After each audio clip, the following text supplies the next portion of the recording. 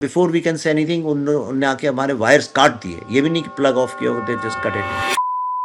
कि आपकी फिल्म के एक एक्टर हैं शाश्वत चैटर्जी, जिन्होंने अब एलेज किया है कि उनको मिसलीड किया गया, उन्हें स्टोरी नहीं पता थी, टाइटल चेंज जो आपने दिल्ली फाइल से बंगाल फाइल्स किया, इसके बारे में उन्हें पता नहीं था। शाश्वता जैसे एक्टर जो मेथड एक्टर्स हैं, आपको लगता है वो रोल करेंगे सिर्फ कि अपना सुना दो फोन पर कर लें? तो ऐसा नहीं है। In Bengal there are certain limitations, वहाँ जीने के लिए कुछ स्ट्रेटजीज अडॉप्ट करनी पड़ती हैं, जो मैं समझता भी हूँ, तो मुझे उससे कोई प्रॉब्लम नहीं है। इसके पीछे what is the power that's driving you? वो जो कम्युनल वायलेंस जिसके कारण पार्टीशन हुआ, बंगाल आज भी उसी कम्युनल वायलेंस में फंसा है।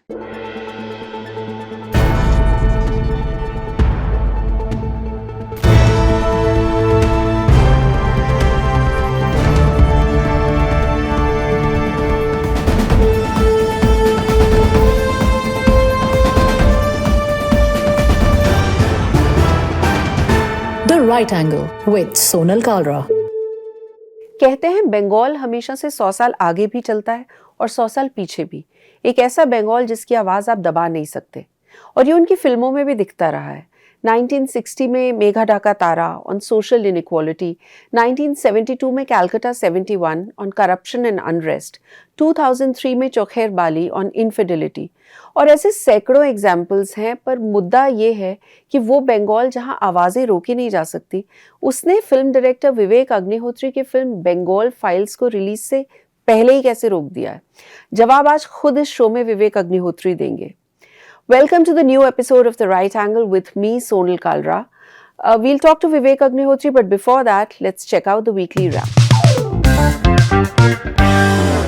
If all goes well, football legend Lionel Messi आएंगे India in this December for a 4-city tour, beginning with Kolkata.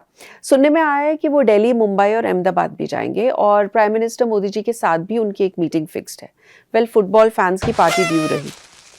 Veteran actor Achyut Poddar, who became extremely popular with the Gen Z, जब उनकी one liner जो थी वो 3 Idiots वाली कि अरे कहना क्या चाहते हो, that went viral. He sadly passed away in August 18th at the age of 91. उनकी लाइफ काफ़ी इंटरेस्टिंग रही थी because after working as a professor initially in his life, he joined the Indian Army and served there for a few years before retiring as a captain and then became an actor. तकरीबन 125 फिल्में उन्होंने की और 100 के करीब TV serials भी। 3 Idiots के अलावा he was also popular for films such as वास्तव and फेरारी की सवारी. Well, may his soul rest in peace. YouTuber Elvish Yadav के घर के बाहर संडे के दिन चल गई गोलियां, और रिस्पॉन्सिबिलिटी ली गैंगस्टर हिमांशु भाऊ के गैंग ने। The gang was upset because Elvish Yadav was apparently promoting a betting app that according to them destroyed households. Gurgaon में उनका घर था। Police has identified 2 shooters from the CCTV footage. इस बात का रिलीफ है that no one was injured in the shootout. मैं recently एक फेमस डायरेक्टर से बात कर रही थी और उन्होंने एक ऐसी बात बोली जो मेरे दिमाग में कहीं घर कर गई। उन्होंने कहा कि films don't fail, budgets do. और ये इतनी सही बात है। जितनी महंगी फिल्म बनेगी उतनी मेहनत उसको करनी पड़ेगी टू रिकवर द कॉस्ट्स। और जहाँ ये कभी कभी बजट फॉर वेरियस रीजंस बढ़ सकता है, one of the important reasons has emerged out to be the entourage cost. ये managers, hair makeup team, bouncers, PR team, इन सब के जमावड़े को ऑन्टोराज कहा जाता है। ये एक ऐसा डिबेट है जो सिर्फ कुछ समय में शुरू होकर ख़त्म नहीं हो गया है, उसने इंडस्ट्री में एक मच नीडेड कॉन्वर्सेशन शुरू कर दिया है। How much is too much? क्योंकि आज एक पॉपुलर एक्टर की टीम में 1 नहीं, 2 नहीं, 3 नहीं, 4 भी नहीं, कम से कम 10 लोग आराम से हो जाते हैं। Today's Solved is going to be exactly about this entourage cost problem that plagues Bollywood today. Filmmaker Farah Khan, known for directing films like Om Shanti Om and मैं हूं ना, she'd spoken about this problem extensively. उन्होंने एक interview दिया था last year और उसमें उन्होंने कहा था कि and I quote, I think बहुत ज़्यादा ऑन्टोराज कॉस्ट हो गया है। एक एक्ट्रेस 9 जन साथ में लेके आती है, एक एक्टर 8 जन लेके आता है। This is a waste of resources. वो फिल्म में दिखता नहीं है वो कॉस्ट। तो I think what that needs to be controlled a bit. Producers पे बहुत भारी पड़ता है, अनकोट। द राइट एंगल के ऋषभ सूरी ने बात की इंडस्ट्री के एक हाईली प्लेस्ड सोर्स से, जिन्होंने अपनी आइडेंटिटी इसलिए रिवील नहीं की क्योंकि वो अभी भी स्टार्स के साथ काम करते हैं। सुनिए एक स्टार की टीम में कौन कौन होता है, उन्हीं के मुंह से सुनिए। you, it starts from the manager. They always carry one main manager and one assistant manager, intern level, who does the running around work. Of course, the spot boy, अभी spot boy में भी कभी कभी लोग 2 spot boy रखते हैं. एक spot boy सब मेकअप का सामान लेके घूमता है and all that, and एक इंसान पर्सनली मतलब जो भी उनको चाहिए होता है वो कॉफी वॉफी लेकर आना ये वो and all. But of course there is a security. There is hair makeup दोनों के असिस्टेंट. हेयर का एक मेन बंदा और उसका एक असिस्टेंट. मेकअप का एक बंदा उसका असिस्टेंट. स्टाइलिस्ट भी मेन स्टाइलिस्ट चाहिए उनको और उसके असिस्टेंट भी चाहिए. Depends on the actor to actor, the demand that they go with. Then there is a अलग से a digital manager and a videographer if there is an event or a social shoot or whatever which they want to cover. तो उसमें भी 2 जन हो जाएंगे उसके.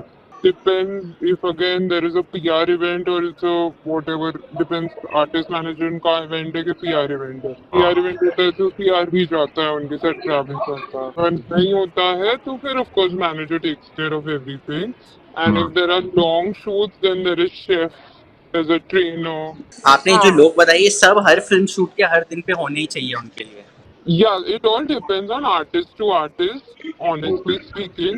But all the ones, like I can't name few, but I know that there are there are few artists who take literally 10 people with them every time they travel. तो सुना आपने straight from the horses mouth. बात सिर्फ एक manager और एक hair makeup वाले इंसान तक लिमिटेड नहीं रह गई है.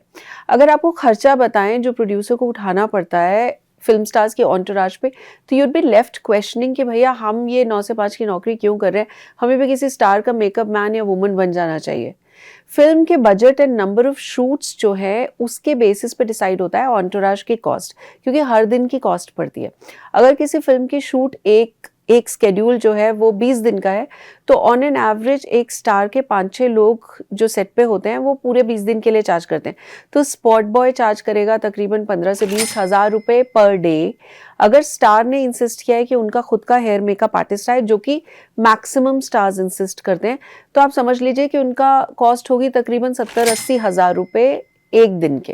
पर्सनल सिक्योरिटी के भी लगभग 15,000 रुपये रोज़ के होते हैं और ड्राइवर्स का 10 से 12,000 रुपये रोज़ का खर्चा होता है. इन सब लोगों के खाने का इंतज़ाम भी प्रोड्यूसर को ही करना होता है. वैनिटी वैन को तो हम भूल ही नहीं सकते, क्योंकि वैनिटी वैन एक बहुत इंपॉर्टेंट एस्पेक्ट है जिसमें पैसा जाता है. ये वैनिटी वैन वो जगह होती है जहाँ स्टार्स जो है वो शॉट के बीच में आराम करते हैं या वेट करते हैं between the shots. Many stars like Shahrukh Khan, Shilpa Shetty etcetera have their customized vans. लेकिन वो स्टार्स जिनके पास अपनी नहीं होती उनको ऑब्वियसली प्रोड्यूसर प्रोवाइड करता है. जिन स्टार्स की खुद की वैनिटी वैन होती है, शूट के दौरान प्रोड्यूसर पर डे के हिसाब से उस वैन का रेंट भी देता है. सुनने में आया था कि एक यंग स्टार ने एक फिल्म सेट पर रिसेंटली डिमांड की थी कि उनको 4 वैनिटी वैन्स चाहिए. एक जिसमें वो जिम करेंगे, एक जिसमें वो खाना खाएंगे, एक में वो आराम करेंगे और एक में वो अपनी स्क्रिप्ट पढ़ेंगे या प्रोड्यूसर्स के साथ मीटिंग्स करेंगे. एक दिन का वैनिटी वैन का जो खर्चा है वो तकरीबन 50 से 60 हज़ार रुपये आता है. तो अब अगर कैलकुलेट करें तो 2 लाख रुपये पर डे तो उनकी 4 वैनिटी वैन्स का ही हो गया. मतलब अगर 20 दिन का स्केड्यूल हुआ शूट का तो 40 लाख रुपये का खर्चा प्रोड्यूसर सिर्फ उनकी वैन्स पे करेगा. और अगर इसमें टीम की कॉस्ट मिला ली जाए तो ये फिगर जो है ये तकरीबन 50 लाख रुपए पर डे के हिसाब से भी पहुंच सकती है इन बिग बजट फिल्म्स. जाहिर सी बात है कि सिर्फ एक एक्टर तो फिल्म में होता नहीं है, तो आप ये सोच लीजिए कि हर लीड एक्टर के लिए इस तरह का खर्चा करना पड़ता है. और आजकल कुछ एक्टर्स की ये भी डिमांड होती है कि उनका पर्सनल शेफ भी आएगा सेट पे उनके लिए खाना बनाने, क्योंकि उन्हें एक सर्टन टाइप का खाना खाने कहा गया है, तो उसका खर्चा भी प्रोड्यूसर को उठाना पड़ता है. ऑन आउटडोर शूट्स जब शहर से बाहर या अब्रॉड या किसी और सिटी में भी शूट करना होता है, तो भी सर्टन सेलिब्रिटीज डिमांड कि उनका योगा या फिटनेस ट्रेनर या फिटनेस इंस्ट्रक्टर भी पूरे शूट स्केड्यूल के लिए ट्रैवल करेगा साथ में. They've also now started bringing their videographer, their social media teams along as well to capture content for their own social media handles. Fitness trainer का travel, stay और of course काम का पैसा, सोशल मीडिया के लोगों का रहने खाने का पैसा, ये सब प्रोड्यूसर्स के माथे पे ही पड़ता है. We are sure that actors obviously will have their own reasons why they need all these people to be present, whether they are shooting for an ad or a film or a show or a brand film. But filmmaker Anurag Kashyap ने एक बहुत ही सही बात बोली थी in an interview earlier, and I quote, one thing that people need to understand is that when we make a film, we are working, we are creating something. It's not a holiday, it's not a picnic. A lot of money that is spent does not go into making the film, it goes into paraphernalia, it goes into the entourage. You're shooting in the middle of a jungle, but one car will be sent all the way to the city 3 hours away specifically to get you that 5-star burger that you want. You don't get into the process of it, unquote. On the one hand जब हम makers की सुन रहे हैं तो ये भी बहुत ज़रूरी है कि हमें इस पूरे मामले में स्टार्स का व्यू पॉइंट पता होना चाहिए. ये बिल्कुल समझ में आता है if an actor is insisting कि उनका फिटनेस इंस्ट्रक्टर उनके साथ ट्रैवल करेगा, इसलिए क्योंकि प्रोजेक्ट की ये डिमांड है कि उनके एक सर्टन टाइप की फिटनेस होनी चाहिए. जैसे एक्टर कृति सैनन ने एक इंटरव्यू में ऐसा ही कुछ बोला था that if I am doing an action film it's important for the character to have a trainer and a nutritionist. और for instance, when I had to gain 15 kgs for Mimi, I had a nutritionist whose cost was on the production. But if I'm doing it for my own luxury and well-being, and if it is not a necessity for the film, then that should not be put on the production. I mean, that completely makes sense. ये entourage का cost जो है ना, ये पुराने ज़माने में stars खुद भरते थे. In fact, in the earlier times, there used to be no concept of an entourage in the 70s and 80s. एक स्पॉट बॉय, एक हेयर मेकअप आर्टिस्ट और एक मैनेजर. मैनेजर की भी अक्सर सैलरी जो है वो स्टार खुद ही दिया करते थे. बस इतने ही लोगों की टीम होती थी even with superstars. Vanity vans का भी कोई कॉन्सेप्ट नहीं था. एक्टर्स स्टूडियोज में या ग्रीन रूम्स में या मेकशिफ्ट टेंट्स में तैयार हो जाते थे. But this started changing in the 1990s when satellite TV जो था वो इंडिया में आया और ब्रांड एंडोर्समेंट्स के भी जो एड फिल्म्स थे उनके बजट्स वगैरह ज़्यादा बढ़ने शुरू हो गए and stars became more conscious of what they can charge. Then they started insisting on their own personal makeup artist, hair artist. But कुछ लोग अभी भी है 90s के, जैसे अक्षय कुमार हैं, वो अभी भी प्रोडक्शन कॉस्ट आने से पहले अपने स्टाफ को सैलरीज दे देते हैं. बट तकरीबन बहुत सारे यंग स्टार्स ने ये डिसाइड किया है कि जब तक प्रोड्यूसर पैसे नहीं देगा, चाहे शूट खत्म होने के बाद 1 महीना 2 महीना हो जाए, उनका जो स्टाफ है वो प्रोड्यूसर से ही पैसे लेके रहेगा. Shahrukh Khan is said to be amongst the first few actors जिनकी एक बहुत ही सुपर कूल वैनिटी वैन हुआ करती थी. देखते ही देखते उनके स्टाफ का नंबर भी बढ़ता चला गया और बाकी सब स्टाफ का नंबर भी बढ़ गया. और हमें तो इंडस्ट्री के मल्टीपल लोग एक मुहावरा सुनाते हैं कि चाय से ज़्यादा केतली गरम. मतलब स्टार्स की इतनी डिमांड नहीं होती जितनी उनकी टीम की डिमांड होती है कभी कभी. एक स्टार के बारे में हमें पता चला जिसकी तरफ से डिमांड आई थी कि रोज़ शूटिंग पे आके उनकी वैनिटी वैन में घुसने से पहले वहाँ पे 2 पेटी आम होने चाहिए. उसमें से स्टार 1 या 2 आम खाता था और बाकी सारे आम उनकी टीम घर लेके जाती थी.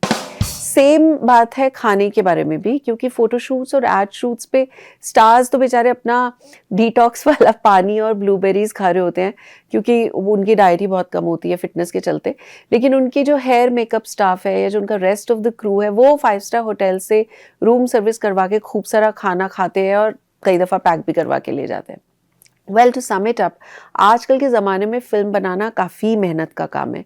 लेकिन जब फिल्म का बजट क्रू की बजाय क्रू के क्रू पे जाने लगे तो सवाल उठने लगते हैं. हो अंडरवर्ल्ड में जिक्रा यारा के नाम का, इस एक लाइन ने इंस्टाग्राम पे धूम मचा रखी है काफ़ी दिनों से. अर्जुन कपूर की एक पुरानी प्रेस कॉन्फ्रेंस में एक रिपोर्टर ने उनसे कहा कि क्या बात है, तो उन्होंने बहुत गुस्से में कहा तूने बोला क्या बात है.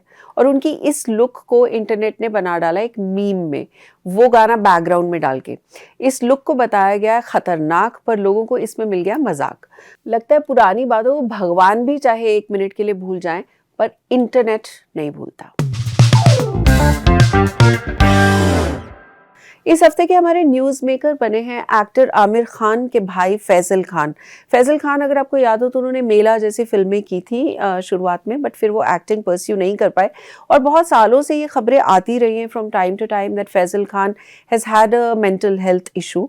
बट रिसेंटली फैजल खान ने अखबारों में एक नोटिस जारी किया जिसमें उन्होंने ये कहा कि वो अपनी पूरी फैमिली, जिसमें आमिर खान का भी नाम है, उनकी मदर का भी नाम है, उनकी सिस्टर का भी नाम है, उनकी पूरी फैमिली को वो डिसोन कर रहे हैं उनसे रिश्ता तोड़ रहे हैं, and he has said that very soon he would also be filing a petition in the court to legally distance himself from his family. Faisal Khan has made a lot of allegations against his entire family, including Aamir Khan, और कुछ उसमें से बहुत shocking allegations है. आप वो खुद सुनिए फैजल की अपनी ज़बान में, जब राइट एंगल के ऋषभ सूरी ने हाल ही में फैजल खान से बात की. So what is happening is not happening now. I was in a worse condition when I left home in 2007, but my signatory rights were being asked. By God's grace, today I'm in a much better position. I know how to demand my self-respect, which is of priority for me, and my dignity. I can't compromise my dignity and my respect. And if I'm not interested with people, I don't want to be with those people. Yeah, but why do you think, Amir did this? Have you ever thought about it? Had a word with him ever? That question you'll have to ask Amir, because I'm not Amir. Okay, of course. Ask Amir why he did it. I did it because my mother and my sister, they wanted Nikhat and my mother, they wanted me to get married to my aunt, and I was against that. So I wrote a letter stating all the bad relationships that my family had. My sister Nikhat got married thrice. Amir was divorced with Reena, and he was having an affair with Jessica Hines, and he has an illegal child with her. He was living in with Kiran Rao. So I told in the letter I wrote that who has very good relationships in our family, why you are putting so much pressure on me to get married to my aunt? Let me alone. So that's how it all started, And I stopped meeting the family because I was arguing with them and fighting. So I wrote a letter, and I was very angry and upset with my family. So I used some abusive language in the letter, which was later on I apologized to all of them. So this is all that marriage thing triggered off everything. How it started, and I stopped. Around 2005. Around 2005, yeah. Got it. Around 2003, I got married in 2000. I got divorced in 2002 December, and in 2003 my family started putting pressure on me to get married. Got it. That led to me writing the letter in 2004. सोचिए एक ऐसे actor जो 1970s 80s में काफ़ी popular थे, जिन्होंने अर्थ और कर्ज जैसी बड़ी फिल्मों में इम्पॉर्टेंट रोल्स किए थे, वो अचानक गायब हो गए.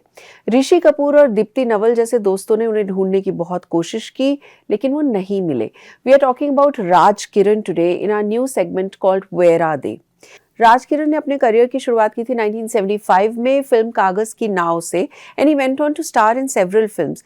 उनके पर्सनल लाइफ भी ठीक ठाक चल रही थी. He got married in 1983 and then he had 2 daughters, Rishika and Mannat. Everything seemed to be going well until a point came जब उनकी फिल्में नहीं चल रही थी. इसकी वजह से उनकी पर्सनल लाइफ में भी प्रॉब्लम्स आई, and he also started developing mental health issues. He was admitted to an institution for mental health in Mumbai. Early 2000s में वो अमेरिका चले गए और उसके बाद से वो अनट्रेसेबल है. कुछ लोग ऐसा कहते हैं कि किसी ने न्यूयॉर्क में उनको टैक्सी ड्राइवर का काम करते हुए देखा, तो कुछ लोगों ने उन्हें किसी कुरियर कंपनी में काम करते हुए देखा, पर ये सर्टेन रिपोर्ट्स नहीं है. 2011 में उनके दोस्त and let actor Rishi Kapoor जो थे, उन्होंने ये बीड़ा उठाया कि वो राज किरण को ढूंढेंगे जब वो अमेरिका गए थे.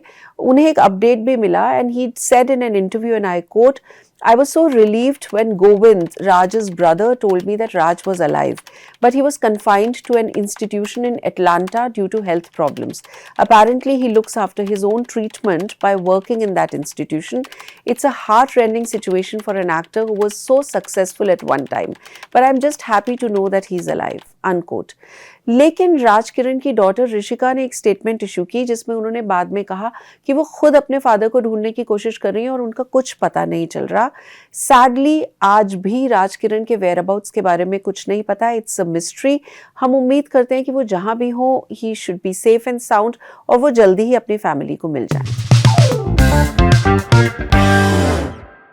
इस हफ्ते तो कुछ खास थिएटर्स में रिलीज नहीं हो रहा. वॉर 2 ने शुरुआत अच्छी की थी, लेकिन उसके बाद द फिल्म हैज टैंक्ड. लेकिन हमारी टीम के समर्थ गोयल ने रिकमेंडेशन दिया है इस हफ्ते for what to watch of a Korean horror thriller show called Hellbound. The story will make you question the concept of religion and those who preach it. ये English और काफ़ी सारी लैंग्वेजेस में डब की गई है, and it's available on Netflix. इसके 2 seasons release हो चुके हैं. Happy watching.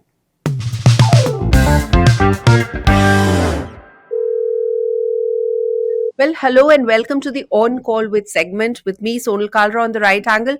And today we have somebody with me who's hitting headlines. This is a man who doesn't mince words, either when he's giving interviews or when he's making films. Please welcome Vivek Agnihotri.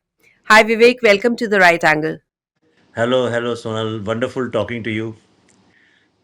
Thank you so much Vivek आप headlines में छाए हुए हैं इस वक्त and I mean I would start with the subject in question which is the Bengal Files इतनी सारी FIRs आपने जमा कर ली है और बंगाल फाइल्स के ट्रेलर की रिलीज पे भी गवर्नमेंट वेस्ट बंगाल गवर्नमेंट ने रोक लगाई so do you want to tell us what is the latest on that See, while I was in US, I don't know if you know, we were screening our film in US in 12 cities. तो वहाँ पे मुझे suddenly I started getting from my office कि आज ये FIR आई है, next day another FIR. So half of my trip I was just talking to lawyers. I didn't even know any lawyer कि जो ये करता हो, Calcutta High Court and all. So it was really with a lot of problems we did that. So I got a stay till the 18th of this month, which was yesterday. And the film is based on Direct Action Day, which took place on 16th August 1946. और film पूरी बंगाल के बारे में है और कलकत्ता की great history के बारे में है. So it was very appropriate कि हम फिल्म का ट्रेलर वहाँ पे लॉन्च करें. तो we had a permission from multiplex. All trailers are launched in multiplex, you know. I mean मैंने तो कहीं और किया नहीं आज तक. तो we when I reach Calcutta airport, so I got to know कि वो उन्होंने बोला है कि because of political compulsions they can not show our trailer over there despite all the permissions in writing. And उसमें जी इन्वॉल्व था, कॉर्पोरेट हाउस, तो obviously उसके बिना तो हो ही नहीं सकता है. Not a penny spent without that. तो then overnight we shifted it to ITC, which is the flagship hotel of ITC in Sonar. Royal, I think the new one is called Royal. तो वहाँ हमने किया उनके बैंक्वेट हॉल में और सारा setup हुआ, big huge LED screens and all the banners and पूरी टेस्टिंग चलती रही. और जब प्रोग्राम शुरू हो गया तो suddenly there were lots of cops and lot of party workers, you know. And suddenly they came and stopped it, said that you cannot run it. When we asked the manager क्यों नहीं कर सकते हैं, he had no reason. तो वहाँ media था भाई, 150 media. You tell me which 5-star hotel will allow media if there is no permission or there is any problem and running show. So then manager ran from there. He said he has no answer. He has been asked by the top authorities. I don't know whose top authorities, his hotels or political. Then suddenly a cop came and he said no, you cannot run it. तो हमने बोला भाई कि क्यों, क्या problem है. पर before we can say anything उन्होंने आके हमारे वायर्स काट दिए. ये भी नहीं कि प्लग ऑफ किया, दे जस्ट कट इट. फिर मैं काफ़ी आर्ग्यू भी करता रहा, नहीं हुआ. और उसके बाद फिर वहाँ क्योस हो गई. Unknown people came inside, there lot of chaos. ठीक है, अगर परमिशन नहीं है तो पुलिस का काम है उसको रोकना, अगर नहीं है तो रोका जा सकता है.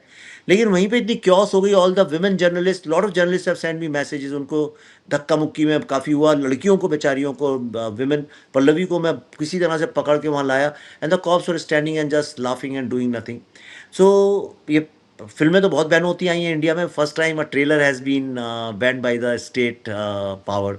So it's a very sad commentary on our democracy and free speech. I'm very sad. Actually, as a filmmaker, I'm very sad. Well, that's understandable, Vivek. It's your labor of love and लेकिन कुछ controversies ऐसी होती जा रही हैं कि आपके film के एक एक्टर हैं शाश्वत चैटर्जी, जिन्होंने अब एलेज किया है कि उनको मिसलीड किया गया, उन्हें स्टोरी नहीं पता थी. टाइटल चेंज जो आपने दिल्ली फाइल से बंगाल फाइल्स किया, इसके बारे में उन्हें पता नहीं था. So where is this coming from all of a sudden जब फिल्म कंप्लीट हो चुकी है? ऐसा बिल्कुल भी नहीं है. ये गलत फहमी है लोगों को. This is the local media is twisting all these news. Yes, it is true that all there are a lot of Bengali actors from Bengal and they have been, और मुझे शुरू से ही बोलते आए थे कि बहुत प्रेशर है. कहना सर बहुत ज़्यादा एक्सपेक्ट मत करना कि हम आपकी फिल्म को प्रमोट करेंगे, हमें जीना तो कलकत्ता में है.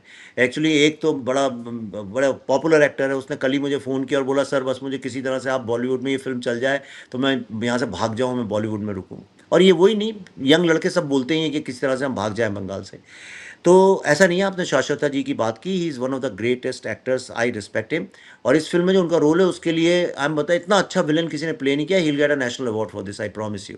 और लेकिन अब मैं देखिए क्या है फिर उस डिफेंसिव और उनने ये बोला उसने बोला, मैं पढ़ना नहीं चाहता हूँ. But he has no issues. मेरी फिल्म पॉसिबल ही नहीं है कि बिना टेबल रीड्स के और बिना पूरी स्क्रिप्ट पढ़े हुए, जो भी हमारे साथ एक लाइन का भी रोल करता है वो जानता है हमारा वर्क कल्चर क्या है. हम तो बहुत डिटेल में करते हैं. शाश्वता मेरे घर आया था, पार्टी में सब किया, हमारे साथ काफ़ी टाइम बिताया एक एक. और शाश्वता जैसे एक्टर जो मेथड एक्टर्स हैं, आपको लगता है वो रोल करेंगे सिर्फ कि अपना सुना दो फ़ोन पे और कर लें? तो ऐसा नहीं है। And his work is being handled by Anupam Kher's company, तो वो पॉसिबल ही नहीं है। He is okay, but in Bengal there are certain limitations. वहाँ जीने के लिए कुछ स्ट्रेटजीज अडॉप्ट करनी पड़ती हैं, जो मैं समझता भी हूँ, तो मुझे उससे कोई प्रॉब्लम नहीं है। विवेक, आपके बिना कहे भी समझ में आ रहा है कि क्या-क्या लिमिटेशंस और रिस्ट्रिक्शंस से आपको जूझना पड़ रहा है। आपको कभी-कभी ये नहीं लगता that as a film maker there is so much energy of yours which is going into dealing with all kinds of resistance, जो आपको शायद बनाते हुए पता होगा कि ये आएगी because of the subjects that you choose, not just restrictions during the making. मतलब लोग तैयार होते हैं झंडा लेके ये कहने के लिए कि अगर विवेक बना रहे हैं तो जरूर उसके पीछे कोई या तो देश की कोई दुखद घटना पे प्रोपेगेंडा करने का होगा, या कंट्रोवर्सी को एनकैश करने का कोई कारण होगा। तो एक एज एन आर्टिस्ट आपका कितना एनर्जी वो ये सब चीजें जैप कर लेती है, and why have you decided you as a film maker could have chosen to just stick to a very safe genre और अपना मतलब आराम से फिल्में बनाते पैसा कमाते? आप ये जो रिस्की चीजें कर रहे हैं, इसके पीछे what is the power that's driving you? See मैं अब ये देखिए, these are very deep answers. अब वो मैं कैसे बता सकता हूँ? मैं पर ज़्यादा नहीं बोलूँगा। मैं see I am a very spiritual person, तो मैं उस तरह से बोल सकता हूँ, पर मैं बोलूँगा नहीं। क्या है, देखिए, ये I have signed up for this, तो I have no reason to complain. हम जब कहते हैं कि हम इंडिया में रहेंगे, कई अगर आपके पास ऑप्शन है बाहर जाने का, और कई लोग छोड़ के भी आते हैं इंडिया। जैसे आप यहाँ से अपने ऑफिस जाइए कहीं भी इंडिया में, एक जगह से दूसरी जगह, इतनी ज़्यादा एनर्जी आपकी सिर्फ ट्रैफिक से ही फाइट करने में कंज्यूम हो जाती है। इंडिया में बहुत सारी चीज़ों में आपकी एनर्जी कंज्यूम होती है। That's why we are not a great productive nation. हमारी प्रोडक्टिविटी इतनी हाई इसलिए नहीं है। या आज की तारीख में फिल्म मेकर, चाहे कोई सा भी फिल्म मेकर हो, it's become so difficult to practice creative arts in this country now. Okay, because people are so sensitive, और हमारा जो टेलीविजन मीडिया वो इतना आउटरेजियस रखता है लोगों को हर समय, because it's a monster which needs this kind of stuff. पर लोग भी होते जा रहे हैं। दूसरा ये हो गया है, फ्री फॉर ऑल हो गया, लॉलेसनेस। अब जो हुआ बंगाल में, बच्चा बच्चा जानता है कि टोटल लॉलेसनेस है।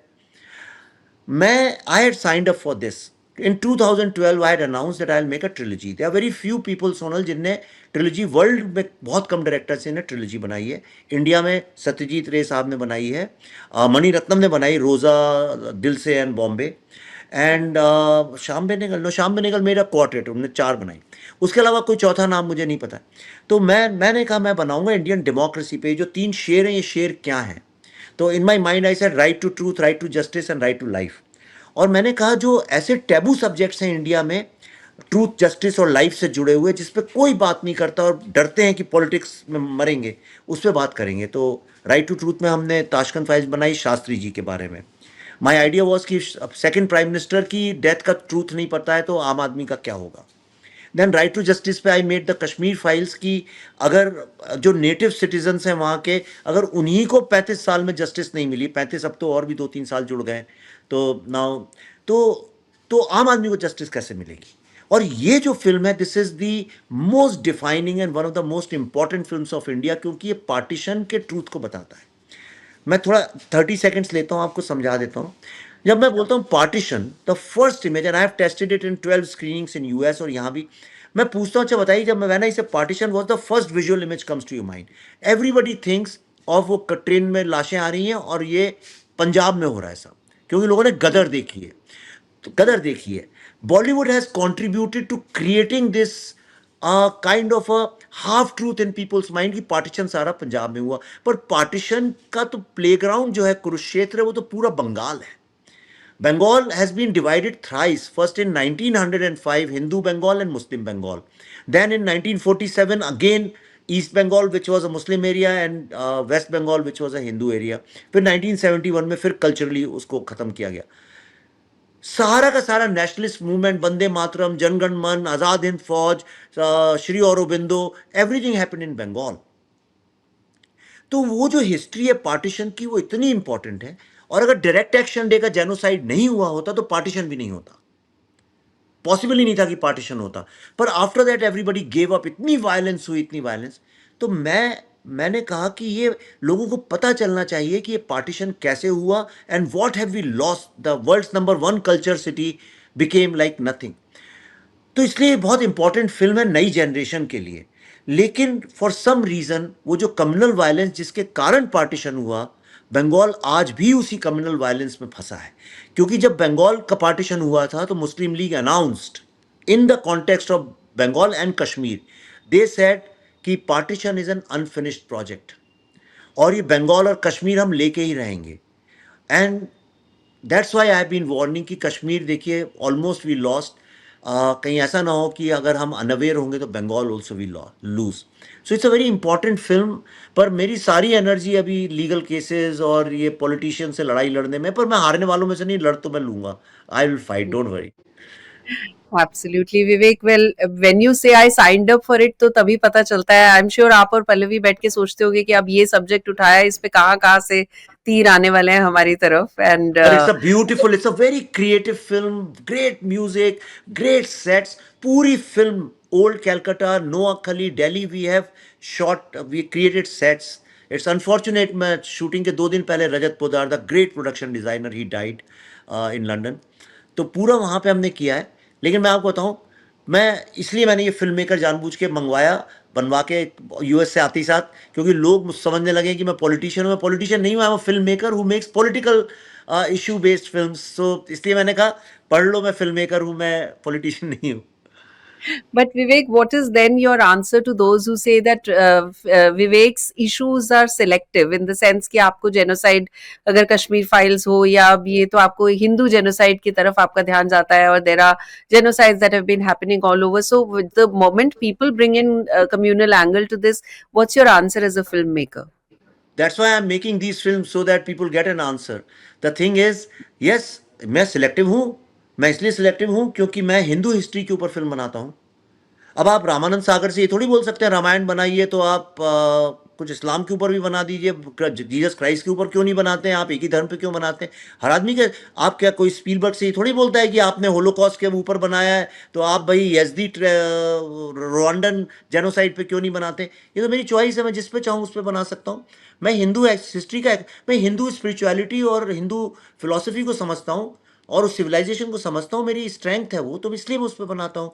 आई don't think I am competent and capable enough to make on the issue of Muslim socials, मैं नहीं बना सकता हूँ।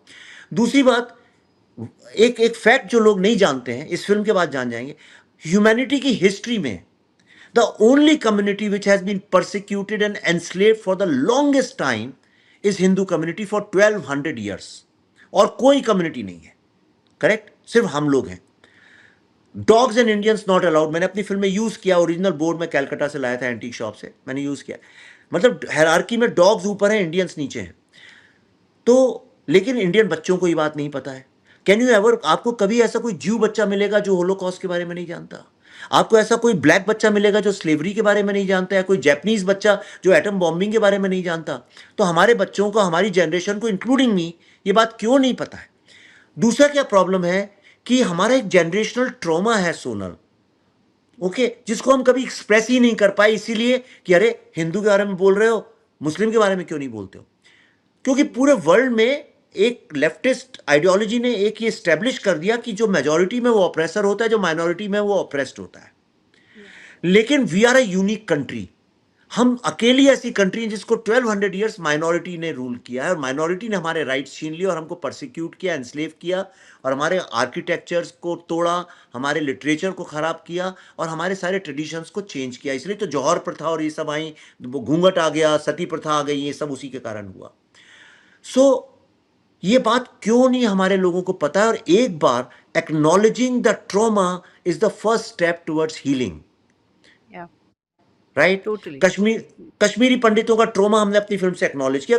जिनको बुरा लगा होगा, लेकिन इतनी बड़ी 5 लाख लोगों की कम्युनिटी, मेरा हाथ पकड़ करके बुढ़ी औरतें मुझे 11 रुपए 21 रुपए दे देती हैं, कुछ औरतें मुझे एक छोटा सा सिल्वर का कॉइन दे देती हैं, कहती हैं बेटा हमारे पास पैसे नहीं है, बट तुम्हारे कारण हम हील हो रहे हैं। गिरजा टिक्कू, जिसके ऊपर लास्ट सीन था, हमारी फिल्म का क्लाइमैक्स सीन था, उसके जो ब्रदर्स और सिस्टर्स हैं, they send me an email. They said for 32 years we never ever uttered the name of Didi. Didi मतलब गिरजा. So we never uttered her name. Nobody discussed her gruesome murder. After seeing your film, did a WhatsApp call and we cried the whole night. And for the first time, our family has started healing. ये मेरे पास written email है जो मैंने press conference में दिखाया था दिल्ली में.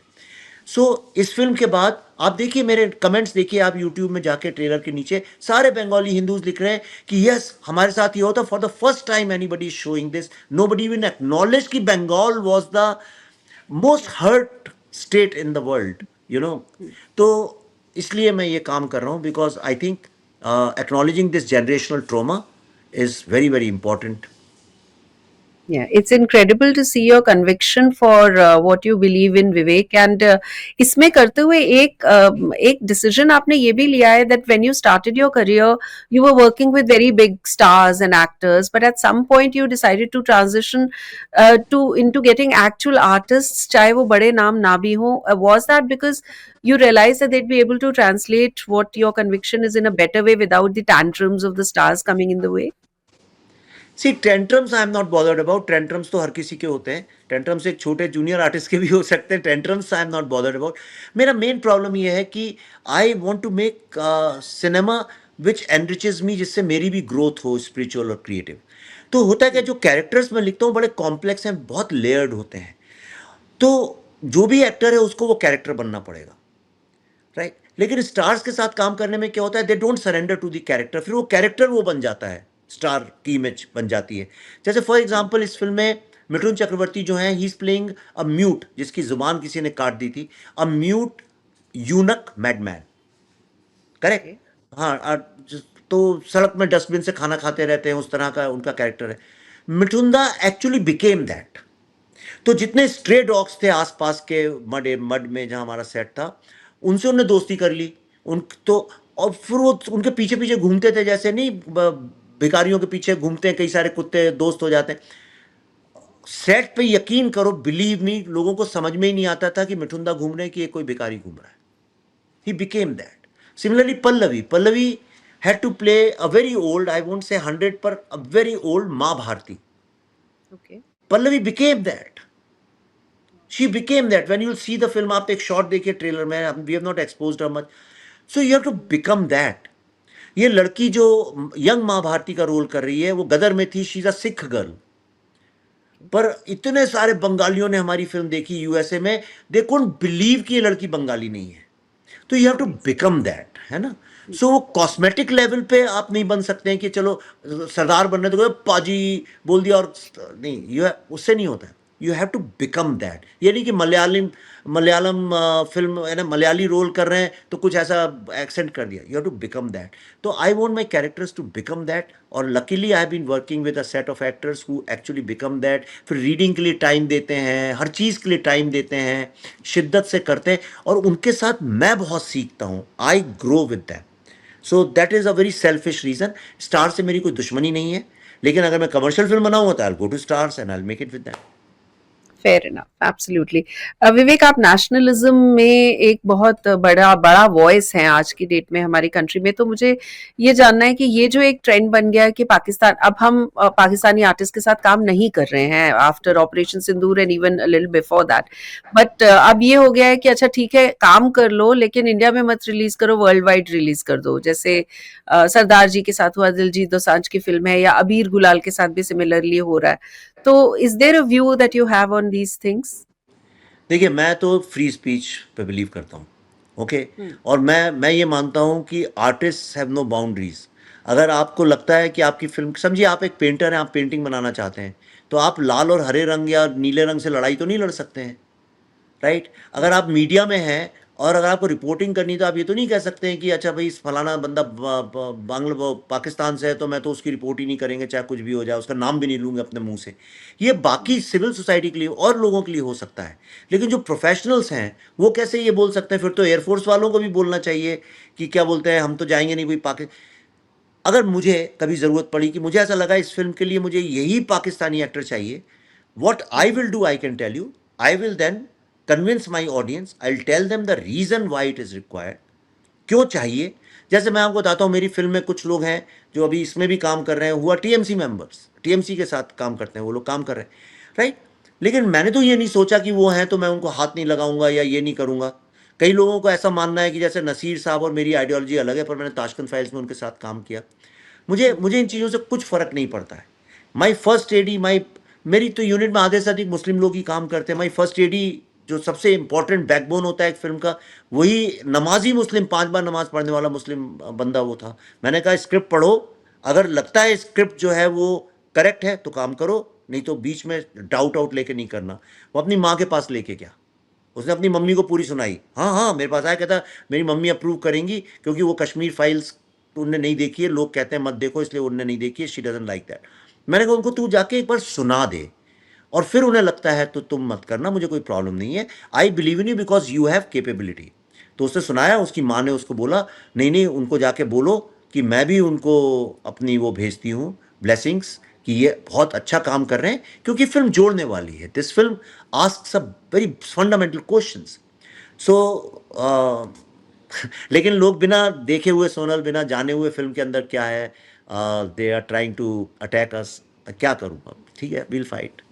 We can always hope and wish that people would have a better sense about this and better sense prevails and they would want to see। अगर आप इतनी ऑनेस्टी से ये बात कह रहे हो कि मैं अगर फिटमेंट हो तो मैं ये नहीं देखूंगा, ना कम्युनिटी, ना रिलीजन, ना नेशनैलिटी, तो आप भी as an honest film maker कह रहे हो। So one can always hope कि आपको ऑनेस्ट ऑडियंस मिले।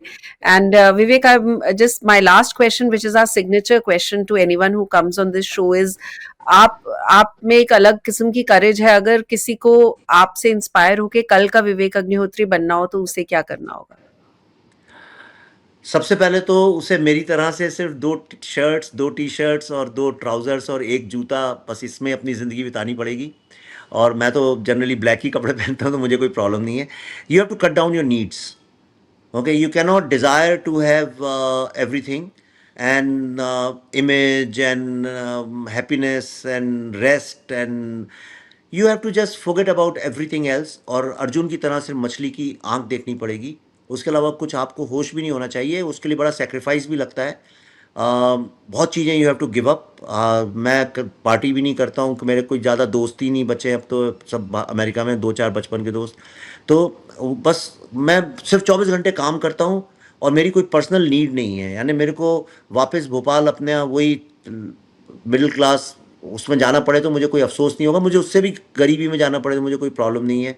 मैं गाड़ी बंगला, you have to just you do minimise your needs, have no need, detach your self from everything. और उसके बाद क्या होता है ना, then you get inner strength when you don't need anybody और एनीथिंग। आपको किसी की ओपिनियन की चिंता नहीं है, अगर लोग क्या सोचते हैं चिंता नहीं है, और आप अपने कन्विक्शन से चलते हैं, तो उससे होता क्या है कि आपकी कथनी और करनी में एक सिनर्जी आ जाती है। ये नहीं कि आप बना तो रहे हैं फिल्म बड़ी उस तरह की, लेकिन आप अंदर से डरे हुए हैं कि फिल्म बिजनेस क्या करेगी, कैसे होगा, ये होगा, चली नहीं चली, बॉक्स ऑफिस फिगर्स और मेरी इमेज का क्या होगा। अगर इन चीज़ों में नहीं पड़ना, जैसे I don't care about box office figures पर, लेकिन इसका मतलब ये नहीं कि हम लॉस में फिल्म बनाते हैं। हम बनाते हैं, हम पहले अपना देख लेते हैं भाई इतना पैसा हमको गारंटीड मिल ही जाएगा ओटीटी से, उतने ही बजट में बनाओ।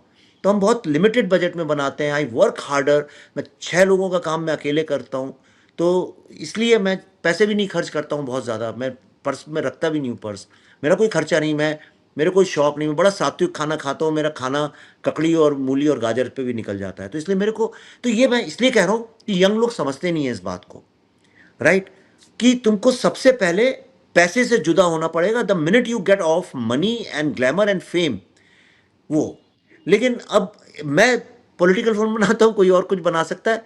मुझे बस एक बात का दुख है Sonal, I add to this. लोग मुझसे कई कहते हैं अरे देखो कंट्रोवर्सी हो गई, इससे बड़ा फायदा होगा। नहीं, दिस इज रॉन्ग। ये थिंकिंग ही गलत है फंडामेंटल लेवल पे।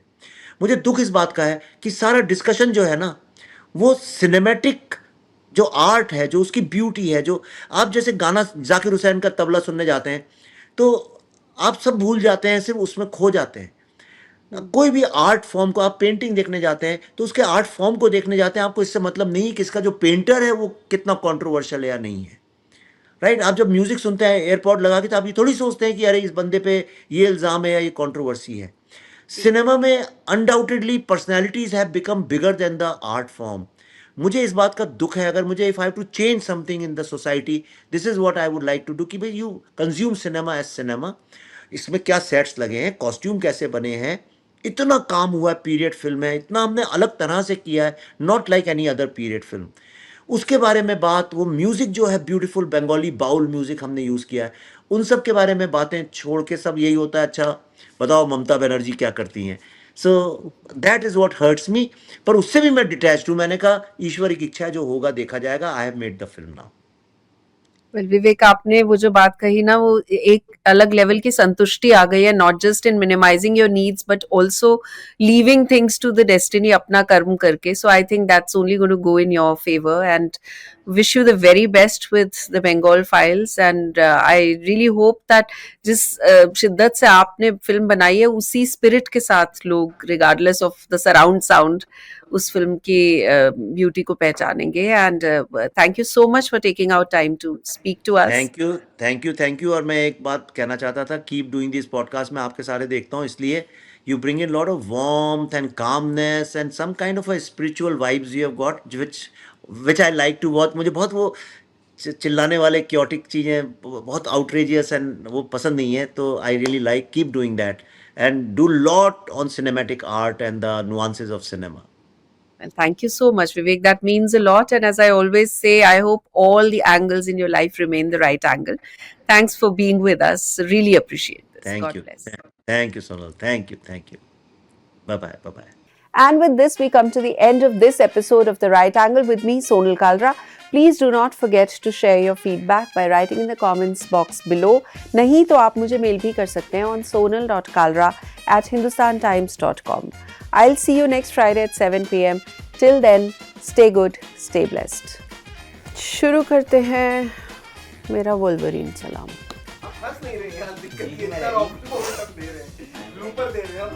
Everything was going well until his sorry. Abrupt सा हो गया. अगर मान लीजिए कमेंट सेक्शन में किसी ने ये सवाल पूछा कि आपके हाथों में क्या हुआ है, तो क्या जवाब होगा? कि मेरी टीम मुझे बहुत परेशान कर रही थी और अब उन्हें उल्टे हाथ का मारने के लिए मुझे लोहे का हाथ लाना पड़ा. ऐसे मुझे आयरन डेफिशिएंसी थी. मेरे वन लाइनर स्पॉन्टेनियसली आते हैं.